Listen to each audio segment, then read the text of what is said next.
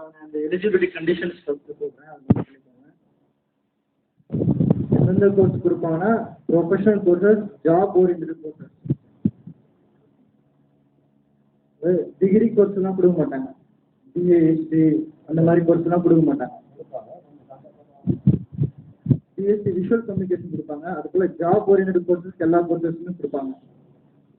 அது அமௌண்ட் எவ்வளோ பார்த்தீங்கன்னா 4 lakhs வரைக்கும். செக்யூரிட்டி கிடையாது. டோட்டல் 1.5 lakhs வரைக்கும் ஒரு தேர்ட் பார்ட்டி கேரண்டி கேட்பாங்க. 4 lakhs வரைக்கும் எந்த விதமான கொலேட்டரல் செக்யூரிட்டி தேவையில்லை. டோட்டல் 1.5 lakhs வரைக்கும் ஒரு தேர்ட் பார்ட்டி கேரண்டி கேட்பாங்க.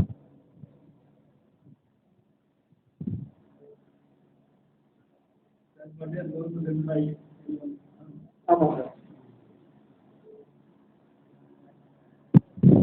above 1.5 lakhs வந்து 100% கொலேட்டரல் செக்யூரிட்டி கேட்பாங்க. ப்ராப்பர்ட்டி அக்ரிலேண்ட் ஒத்துக்க மாட்டாங்க. Immovable property, bonds, fixed deposits அதெல்லாம் செக்யூரிட்டியாக எடுப்பாங்க. 4 lakhs இந்த விதமான செக்யூரிட்டி தேவையில்லை. 4 lakhsக்குள்ளே அவங்க அமௌண்ட்டு கேட்குறவங்க ஃபார்மில் அப்ளிகேஷன் ஃபார்மில் அசெட்ஸ் டீடைல்ஸ் கேட்டிருக்காங்க. அது ஃபில்அப் பண்ண தேவை. பேங்க் மேனேஜர் கேட்ட விட அசெட்ஸ் இல்லைன்னு சொல்லலாம். சொத்துனா அவன் சொத்து மதிப்பு அது கொடுத்து அவன் லோனை செக்யூர் பண்ண பார்ப்பான். Income certificate compulsory. சரி, அதெல்லாம் எதுவும் கிடையாது. அது மென்ஷன் பண்ண அவசியம் இல்லை. above 1.5 கொலேட்டரல் செக்யூரிட்டி கேட்பாங்க. அது வந்து இந்தியாவில் படிக்கிறதா இருந்தால் 10 lakhs வரைக்கும் மேக்ஸிமம்.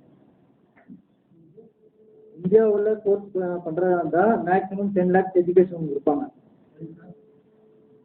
இந்தியாவில் கோர்ஸ் பண்ணுறதா இருந்தால், அப்ராட் பண்ணுறதா இருந்தால் மேக்ஸிமம் 20 lakhs வரைக்கும் லோன் ஃபெசிலிட்டி உண்டு. ஆனால் பேங்க் வந்து கன்சிடர் பண்ணி அந்த ஒரு சில கோர்சஸ்க்கு இன்க்ரீஸ் பண்ணி கொடுக்கலான்றது ஐடிஎஸ் சொல்லியிருக்காங்க. இது வரைக்கும் அந்த பேங்க் ஃபாலோ பண்ணல. நெக்ஸ்ட் வந்து ரீபேமெண்ட் கண்டிஷன் பார்த்தீங்கன்னா கோர்ஸ் முடிஞ்சு 1 year கழிச்சு தான் ரீபேமெண்ட் ஆரம்பிக்கணும். ஆமாம், அதாவது 4 years இன்ஜினியரிங் கோர்ஸ்னா 5 years கழிச்சு தான் ரீபேமெண்ட். இன்ட்ரெஸ்ட் எதுவும் கட்ட தேவையில்லை. நீங்கள் படித்து முடிகிறவங்க இன்ட்ரெஸ்ட் வந்து மினிஸ்ட்ரி ஆஃப் ஹையர் எஜுகேஷன் வந்து சப்சிடி வந்து பேங்க்குக்கு கொடுத்துட்றாங்க. ஆமாம், இவங்க வந்து ஒவ்வொரு பேங்க்கும் ஒரு வருஷத்துக்கு வந்து இவ்வளோ எஜுகேஷன் கொடுத்துருக்கோம். அந்த இன்ட்ரெஸ்ட் வந்து நீங்கள் கிளைம் பண்ணுவாங்க மினிஸ்ட்ரி ஆஃப் ஹெச்ஆர் கிட்ட. அவங்க வந்து அதை பரிசீலனை பண்ணி அந்த அமௌண்ட் வந்து பேங்க்குக்கு செட்டில் பண்ணுவாங்க. நீங்கள் எதுவும் இன்ட்ரெஸ்ட் பே பண்ண தேவையில்லை. பேங்க்கு டிமாண்ட் பண்ணால் கூட கட்ட தேவையில்லை.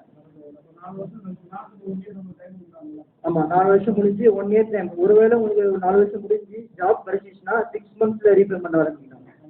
1 day 4 + 6 months இல்லைனா 4 + 1 year. 4 + 1 year வந்து ஜாப் கிடைக்கலன்னா 4 + 6 months ஜாப் கிடைச்சிச்சுன்னா ரீபேமெண்ட் ஆரம்பிக்கணும் வித் இன்ட்ரெஸ்ட். கண்டிப்பாக கட்டி தான் ஆகும்.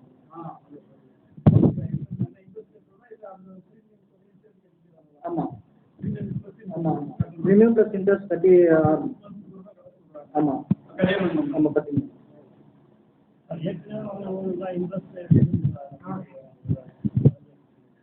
புரியலங்க.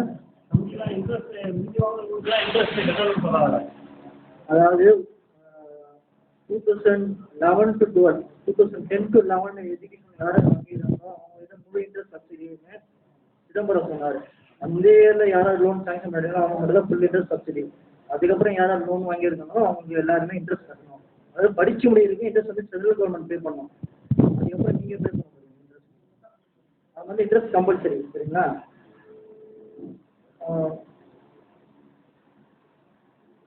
நெக்ஸ்ட் வந்து இதுக்கு என்னென்ன ஃபீஸ் கொடுப்பாங்கன்னா டியூஷன் ஃபீஸு, ஹாஸ்டல் ஃபீஸு. இப்போ ஒரு சில பேங்க் சொல்லுவாங்க ஹாஸ்டல் ஃபீஸ்லாம் கொடுக்க மாட்டாங்க, மெஸ் ஃபீஸ்லாம் கொடுக்க மாட்டாங்க, ஸ்டேஷனரி ஃபீஸ் கொடுக்க மாட்டாங்க.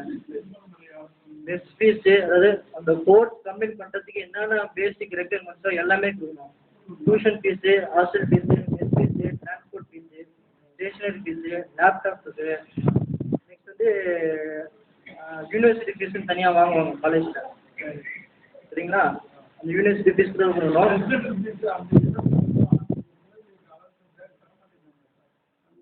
நீங்கள் காலேஜில் கொட்டேஷன் வாங்கும்போது கிளியராக வாங்கணும். இப்போ ஹாஸ்டல் ஃபீஸ்னா ஹாஸ்டல் ஃபீஸ்ன்னு மென்ஷன் பண்ணி வாங்கணும் அந்த ஃபீஸ் ஸ்ட்ரக்சரில்.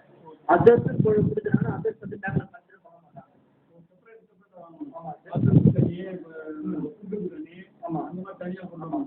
ஒரு சில காலேஜில் என்ன பண்ணுறாங்கன்னா அதெல்லாம் அதர்ஸ்ன்னு போட்டுடுறாங்க சிம்பிளாக. ஆமாம், அப்படி பண்ணக்கூடாது. நீங்கள் காலேஜில் கேட்டு டீட்டெயில்ஸ் வச்சுருவாங்க.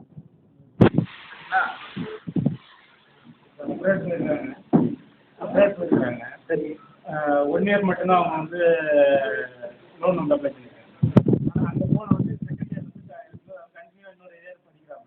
ஆனால் வந்து பேங்க் வந்து இன்ஃபார்ம் பண்ணுறாங்க, ஆனால் வந்து இதுலேருந்து பணம் வாங்கலாம். செகண்ட் இயர் படிக்கிறதுக்கு வந்து பேங்க்கில் வந்து கேட்கல, ஆனால் அவர் வந்து இதை வந்து சரியாக கண்டினியூ பண்ணுறாரு. அப்போ பண்ணுறாருன்னும் போது உங்களுக்கு வந்து 1 இயர் ஆல்ரெடி முடிஞ்சு போகுது கோர்ஸ். அவர் வந்து மேற்கொண்டு படிக்கிறாரு, ஆனால் வந்து இப்போ வேலைக்கு போகிறாரு. அப்படி இருக்கும்போது இப்போ இந்த 1 இயர் முடிஞ்ச உடனே பணம் கட்டணுமா, இல்லை அவர் அடுத்த அந்த 1 இயர் அவர் அடுத்த 1 இயர் டைம் இருக்கு. கோர்ஸ் முடிக்கலையா? அவர் வந்து லோன் வாங்கினது 1 இயர் 1 இயர்னு சொல்லிட்டு வாங்கினாரு. அந்த 1 இயர் கோர்ஸ் முடியுது, அடுத்தது கண்டினியூ பண்ணிடுறாங்க, திரும்ப ஸ்டடி பண்ணுறாரு. ஆனால் வந்து இந்த லோன் வந்து நீங்கள் திரும்ப வந்து எக்ஸ்டெண்ட் பண்ணி கேட்கல, அந்த 1 இயர் மட்டும் எனக்கு போதும்னு சொல்லிட்டு விட்டுட்டாரு. மேற்கொண்டு அவர் வந்து அங்கே படிச்சுட்டு இருக்காரு.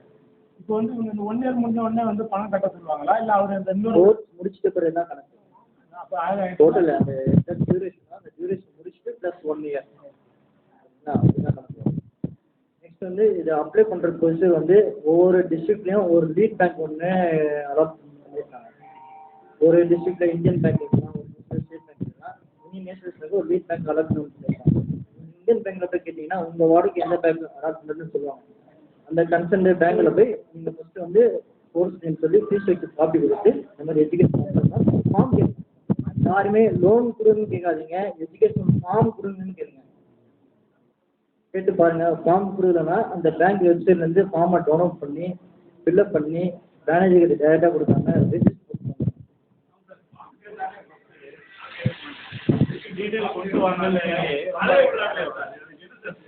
புரியல புரியல. சரி,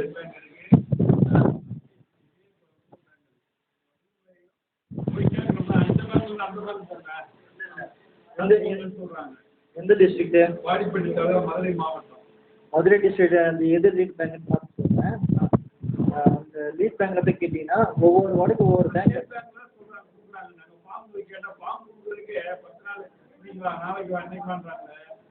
அப்போ வந்து என்ன பண்ணுங்கன்னா ஃபார்ம் இல்லைன்னா ஸ்டேட் பேங்க் வெப்சைட்டில் பாருங்கள் ஃபார்ம் இருக்காங்க.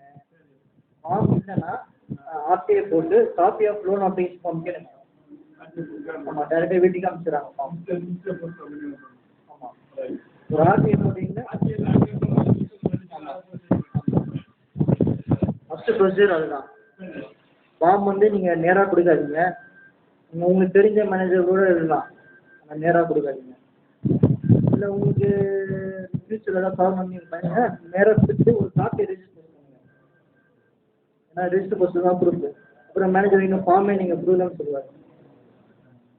நெக்ஸ்ட் வந்து இது டைம் லிமிட் பார்த்தீங்கன்னா 15 to 30 டேஸ்க்குள்ளே லோன் சாங்ஷன் பண்ணியாகணும். இல்லை லோன் சாங்ஷன் பண்ணால் ரிஜெக்ட் பண்ணாங்கன்னா 30 டேஸ்க்குள்ளே ரீசன் சொல்லி ஆகணும். ரிஜெக்டேஷன் அப்படியே சிம்பிளாக சொல்ல முடியாது, அது ஸ்பெசிஃபிக் ரீசன் சொல்லி ஆகணும் பேங்க் மேனேஜர் வந்து. ஓகேங்களா?